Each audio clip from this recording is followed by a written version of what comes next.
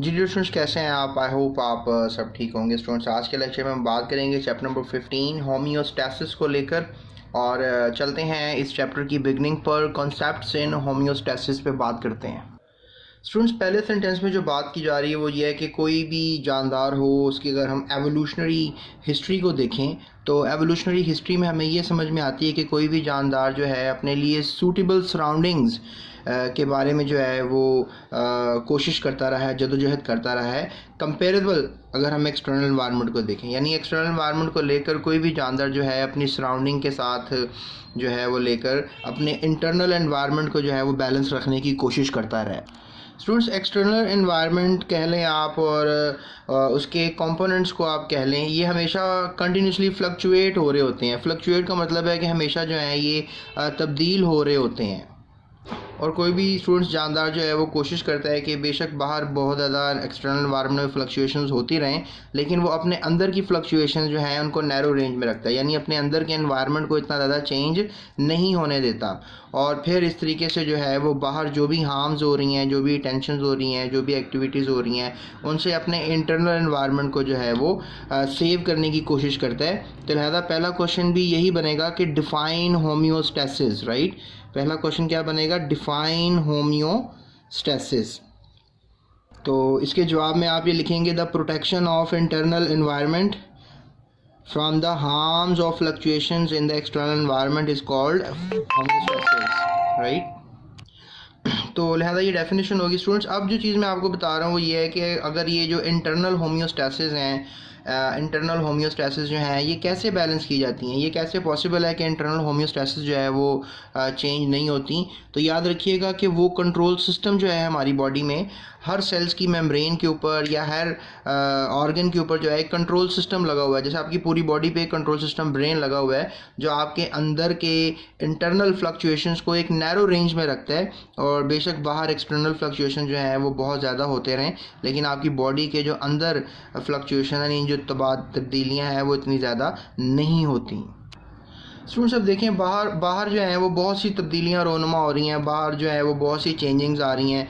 तो क्या हमारे अंदर भी कोई चेंजिंग जो है वो नैरो रेंज में तो रहती हैं, लेकिन कोई चेंजिंग जो है वो बाहर की तब्दीलियों को लेकर कोई इफेक्ट होता है? जैसे गर्मी आ जाती है तो क्या हमारी बॉडी में भी कोई तब्दीली ऐसी होती है? तो डेफिनेटली हमारी बॉडी को पानी की ज़रूरत ज़्यादा पड़ जाती है।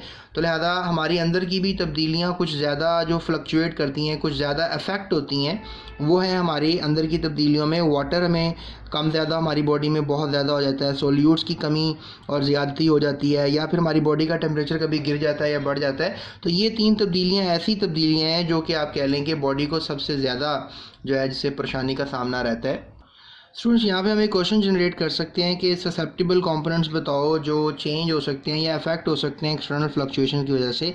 तो वो कंपोनेंट स्टूडेंट्स एक वाटर है, एक सोल्यूट है और एक टेम्परेचर है। और स्टूडेंट्स, इसके अलावा मैं आपको एक और बात बताता हूँ कि हमारी बॉडी में कुछ नाइट्रोजीनियस वेस्ट भी पैदा होते हैं, यानी बॉडी के अंदर भी कुछ हार्मफुल मादे पैदा हो रहे होते हैं। तो हमारी बॉडी जो है वो अडेप्टेड हो चुकी हुई है ताकि वो उन मादों को हम अपनी बॉडी में से बाहर निकाल दें।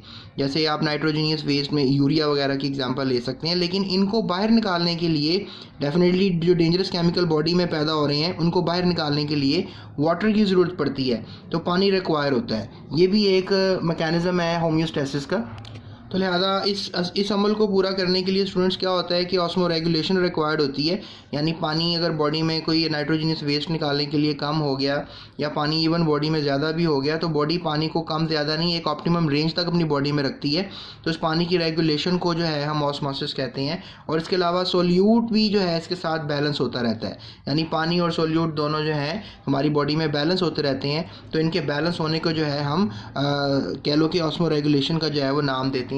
तो आप स्टूडेंट्स को पता होना चाहिए कि जो बॉडी से नाइट्रोजीनियस वेस्ट निकालने हैं या बॉडी से जो है कोई और केमिकल्स निकालने हैं जो कि डेंजरस है बॉडी के लिए, तो उनके लिए हम जो है क्या लफ्ज़ इस्तेमाल करेंगे कि रिमूवल ऑफ नाइट्रोजीनियस वेस्ट। लेकिन इसको निकालने के लिए पानी रिक्वायर्ड होता है और पानी को बैलेंस रखना बॉडी में ऑस्मो रेगुलेशन होता है, यानी पानी कम ज़्यादा हो रहा है बॉडी में, उसके साथ सोल्यूट्स भी कम ज़्यादा हो रही हैं, तो उसको हम ऑस्मो रेगुलेशन कहेंगे। ये टॉपिक स्टूडेंट्स आगे थोड़ा सा हम डिटेल में भी पढ़ेंगे जिसमें हम ऑस्मोसिस से रिलेटेड बातें करेंगे। यहाँ पर एक सवाल आप ये भी कर लें कि व्हाट इज़ ऑस्मो रेगुलेशन, ये आपको बोर्ड में क्वेश्चन आ सकता है। इसके अलावा ये भी आप सवाल लिख लें व्हाट इज़ एक्सक्रीशन। एक्सक्रीशन ये होता है कि बॉडी से कोई भी ऐसी गैर ज़रूरी चीज़ बाहर निकाल देना या नाइट्रोजीनियस वेस्ट जो है वो बाहर निकालना, स्पेशली इसको आप एक्सक्रीशन कहोगे। इसके अलावा स्टूडेंट्स एक और टर्म है दैट इज़ थर्मो रेगुलेशन। अब थर्मो रेगुलेशन क्या होती है कि maintenance of internal temperature with in a tolerable range, यानी कि आप अपनी बॉडी का जो टेम्परेचर है उसको एक ख़ास हद तक जो है वो रखते हो। जैसे लेट्स से दैट कि आपकी बॉडी का टेम्परेचर जो है वो 37.4 है, तो आप क्या करते हो कि इस बॉडी के टेम्परेचर को इसी रेंज के अंदर जो है वो रखने की पूरी कोशिश करते हो। तो लिहाजा इस रेंज के अंदर रखना टेम्परेचर को जो है वो थर्मो रेगुलेशन है, जिसमें हाइपोथैलेमस का किरदार भी होता है। तो व्हाट इज़ थर्मो रेगुलेशन, ये भी एक क्वेश्चन आपको आ सकता है। व्हाट इज़ एक्सक्रीशन, ये भी आपको एक क्वेश्चन जो है वो बोर्ड एग्जाम में आ सकता है। तो लिहाजा 1 2 3 4 5 क्वेश्चन अभी तक मैंने आपको बता दिए। उसके बाद स्टूडेंट्स एक और मैं आपको बात बताता चलूँ। स्टूडेंट्स होम्योस्टैसिस जो है किसी भी जानदार के लिए रिक्वायर होता है, एक सेंट्रल रिक्वायरमेंट है, और ये किसी भी जानदार को बॉडी को मेंटेन करने के लिए रिक्वायर होता है। और डेफिनेटली कभी कभी होम्योस्टैसिस को फॉलो करने के लिए कुछ अडेप्टेशंस भी करनी पड़ जाती हैं, कुछ चीज़ें इख्तियार करनी पड़ जाती हैं। जैसे मछलियाँ जो हैं वो दरिया की मछलियाँ समंदर में नहीं रह सकती, समंदर की मछलियाँ दरिया में नहीं रह सकती। तो हर कोई अपने अपने एनवायरनमेंट को लेकर अडेप्टिव होता है। जैसे आप भी अगर पहाड़ पे रहने जाएंगे तो आपके लिए रहना थोड़ा मुश्किल होगा, और शायद यही एक वजह है कि एवोल्यूशन होती है, और एवोल्यूशनरी प्रोसेस जो है वो कंट्रीब्यूट होता है, यानी कि वो इन कंडीशंस के ज़ेरे असर आकर जो है एवोल्यूशन हो जाती है। तो होम्योस्टैसिस जो है हमारी बॉडी की एक सेंट्रल रिक्वायरमेंट है, ये आप सबको पता होना चाहिए। स्टूडेंट्स अब थोड़ा सा हम कंट्रोल सिस्टम्स के ऊपर जो है वो बात करेंगे। और स्टूडेंट्स अगर हम कंट्रोल सिस्टम की फ़िलहाल बात करेंगे किस लेवल पर, सेल लेवल पर यानी बात करेंगे, यानी हम देखेंगे कि सेल के अंदर भी हमने देखा है कि जो कंडीशंस हैं, फ्लक्चुएशंस हैं, यानी कि कुछ तब्दीलियाँ रोनुमा हो रही हैं सेल के अंदर भी। तो लिहाजा ये भी बाहर की जो इन्वायरमेंट है सेल की और सेल की जो अंदर की इन्वायरमेंट है, इसमें भी फ़र्क होता है, और इसमें भी एक कंट्रोल सिस्टम लगा हुआ है सेल के अंदर, जो सेल की इंटरनल इन्वायरमेंट को इतना ज़्यादा तब्दील होने नहीं देता। और स्टूडेंट्स अगर आप एक्स्ट्रा सेलुलर एनवायरनमेंट की बात करोगे तो आप एक वेस्कुलर सिस्टम पौधों में ले सकते हो, ठीक है, या फिर आप किसी एनिमल्स वगैरह में इंटरस्टिशियल फ्लूइड्स की बात कर सकते हो। ये हमारा सेल का एक्सटर्नल एनवायरनमेंट होता है, लेकिन सेल के अंदर का एनवायरनमेंट जो है वो फ्लक्चुएट हो रहा होता है, चेंज हो रहा होता है, ये हम सबको पता होना चाहिए। अब अंदर क्या एनवायरनमेंट चेंज हो रहा है, इसमें मैं आपको ये बताना चाहूँगा कि अंदर सेल के सोल्यूट बैलेंस रहना चाहिए, वाटर बैलेंस रहना चाहिए। इसके अलावा मेटाबोलाइट्स होते हैं सेल के अंदर, उनका भी एक ख़ास मकदार सेल के अंदर रहनी चाहिए। फिर हार्मोन्स होते हैं, वो भी सेल के अंदर किसी ख़ास हद तक रहें, सेल के अंदर जो है वो कम ज़्यादा ना हो हार्मोन्स।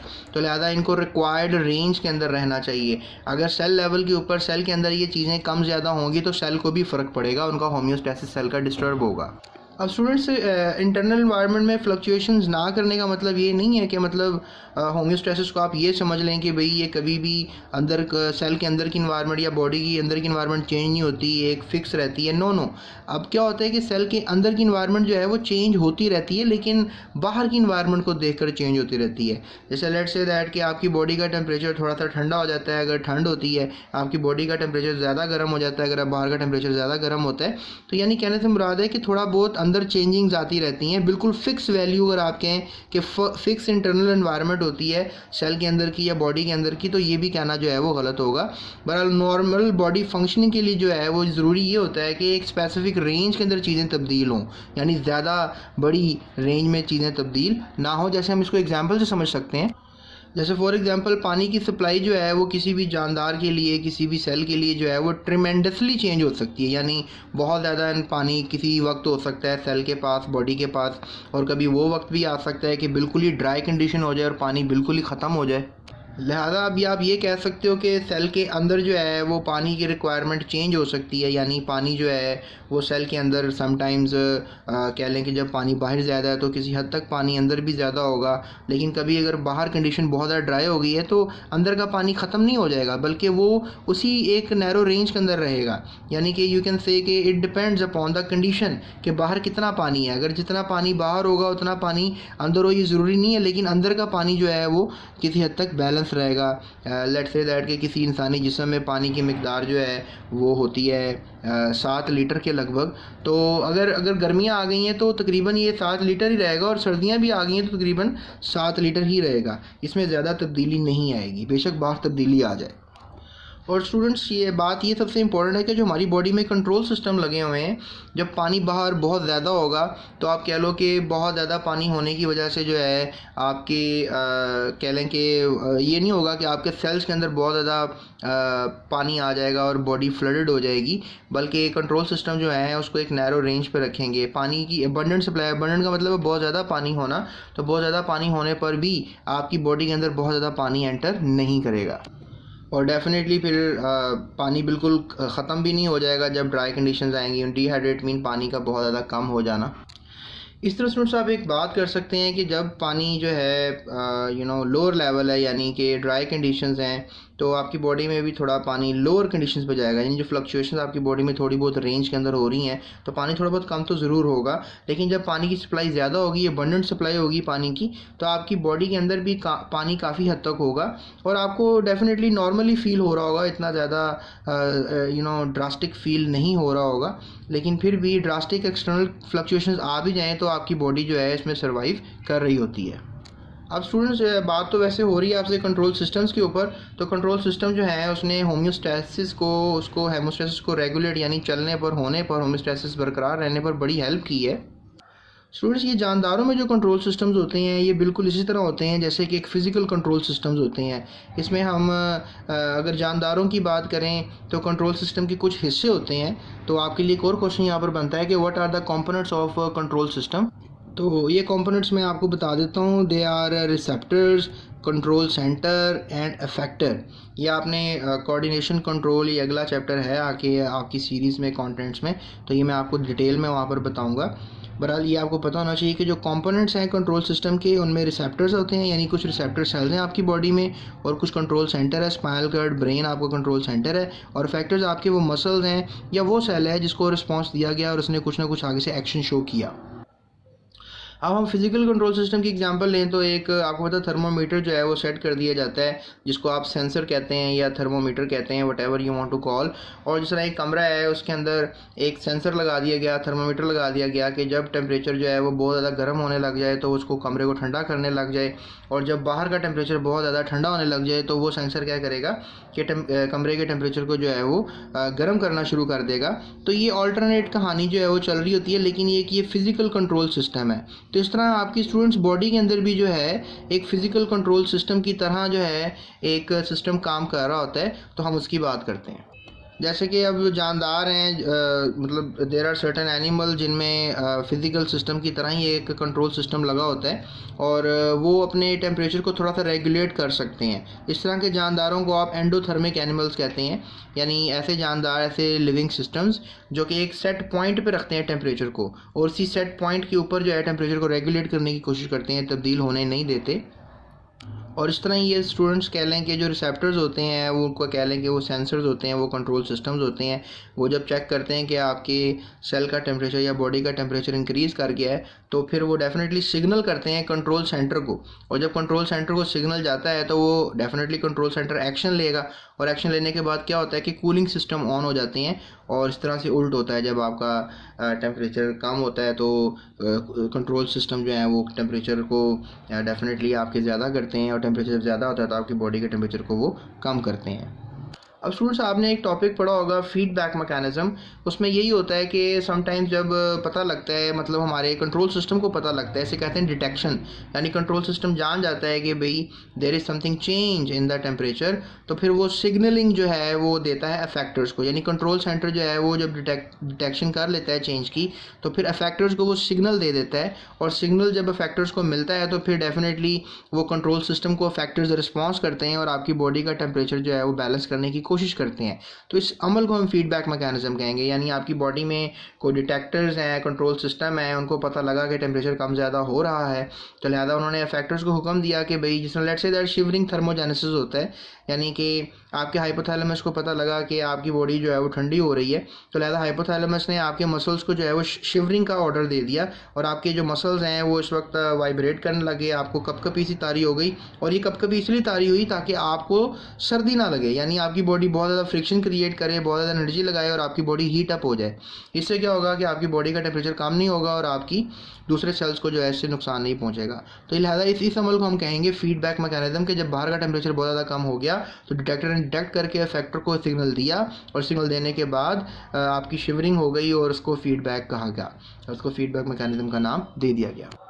स्टूडेंट्स, आपने फीडबैक मैकेनिज्म में दो किस्म का फीडबैक मैकेनिज्म पढ़ा था, एक पॉजिटिव फीडबैक मैकेनिज्म था और एक नेगेटिव फीडबैक मैकेनिज्म था।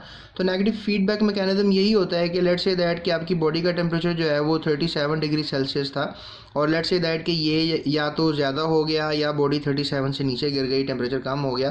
तो दोनों कंडीशंस में नेगेटिव फीडबैक आया बॉडी की तरफ से। तो अफेक्टर्स का इसको रिस्पॉन्स देना और इसको दोबारा नॉर्मलाइज करना जो है, इसको हम कहेंगे नेगेटिव फीडबैक मैकेनिज्म। तो लिहाजा ये नेगेटिव फीडबैक हुआ है। तो लिहाजा आप ये एक एग्जांपल भी देख सकते हैं, एक डायग्राम है, आप देख सकते हैं कि एक्सटर्नल एनवायरनमेंट है, फ्लक्चुएशंस इन वाइड रेंज। आपको पता है कि बाहर की एनवायरनमेंट में बहुत ज़्यादा फ्लक्चुएशंस हो रही हैं और आपकी पूरी बॉडी में एक कंट्रोल सिस्टम लगा हुआ है जो कि रिस्ट्रिक्ट कर रहा है फ्लक्चुएशन इन नैरो रेंज में, यानी वो आपकी बॉडी को एक नैरो रेंज में तब्दील होने की इजाज़त देता है। लेकिन इसके अलावा आपकी बॉडी के अंदर जो सेल्स हैं उसके अंदर भी एक कंट्रोल सिस्टम लगा हुआ है और वो कंट्रोल सिस्टम जो है वो आपके सेल के अंदर यानी इंट्रा सेलुलर एनवायरनमेंट के अंदर भी थोड़ी बहुत चेंजिंग होने की इजाज़त दे रहा है और बाहर से डिटेक्ट कर रहा है कि बाहर क्या चेंजिंग्स आ रही हैं। यानी एक ये एक्सटर्नल एनवायरनमेंट है और एक ये नैरो रेंज में चेंज हो रही है और फिर ये एक you can say intra cellular extra cellular external environment है और एक्स्ट्रा सेलुलर एनवायरनमेंट में जो फ्लक्चुएशन हो रही है उसके हिसाब से एक और कंट्रोल सिस्टम सेल को लगा हुआ है और वो जो है अपने अंदर की कंडीशंस को बराबर करने की कोशिश में लगा हुआ है। यानी कि एक कॉम्प्लेक्स सिस्टम है जो इस वक्त बॉडी पे काम कर रहा होता है आपकी होम्योस्टेसिस को बैलेंस रखने के लिए। इसलिए इसकी हेडिंग हम ये बनाएंगे कि controlling systems lower fluctuations in internal environment, यानी कि आपकी जो होम्योस्टेसिस है वो क्या होगी कि कंट्रोलिंग सिस्टम के अंडर काम करती है और वो आपके फ्लक्चुएशंस को इंटरनल एनवायरनमेंट में लोअर कर देती है। यानी कंट्रोल सिस्टम अगर लगे होंगे तो आपके अंदर की फ्लक्चुएशंस जो हैं वो लो होंगी, यानी इतनी ज़्यादा तब्दीलियाँ रोनुमा नहीं होंगी।